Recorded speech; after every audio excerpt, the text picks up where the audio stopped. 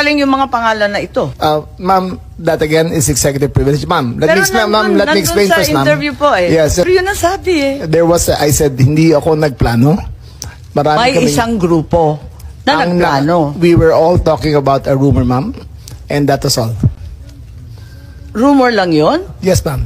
Group effort ang sabi mo eh. Ang tanong niya kung ikaw ang nagplano, tapos sabi mo, There was no planning, group ma'am. effort. There was no planning, ma'am.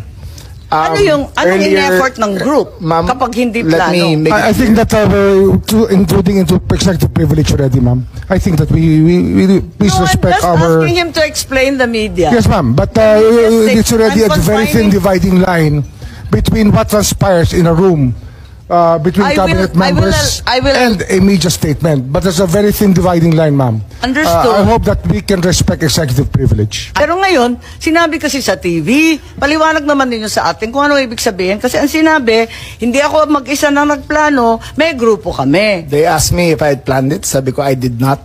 I did not plan it. I said we were there, and not to skirt, ma'am, executive privilege. It was mainly because of the statements of the former president in Hong Kong that he said, in his words, ma'am, in Hong Kong, that, I think you have a clip, he said that, ang reading ko ay may ICC warrant of arrest na. That was the best of my recollection, ma'am. So anong pinag-group effortan?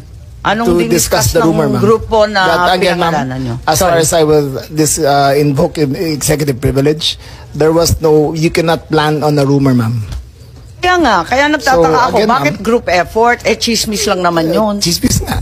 Ayun Kaya nga, kung chismis, bakit mag-group effort pa? Tapos pinangalanan mo pa lahat na maraming nag-group marites sa effort? mundo to, ma'am. Dabis naman yung marites, dami-daming It marites was a sa amin. discussion of a rumor based on the statement of the president in Hong Kong. Secretary Anyo, of course, his specialty is intelligence, so he was gathering all the information in his source, in his location. So ako lang nasa Malacanang. So he served this role, and the information that he gathered and shared was very reliable. And such as, or is there anything you can share? The conversations on whether or not they would go home. Ibig sabihin, yung mga lawyers po sinasabi kay dating Pangulong Duterte. Parang gano'n ang lumalabas sa mga sources. Sources from Secretary Anyo? Sources ni Secretary Anyo. Opo.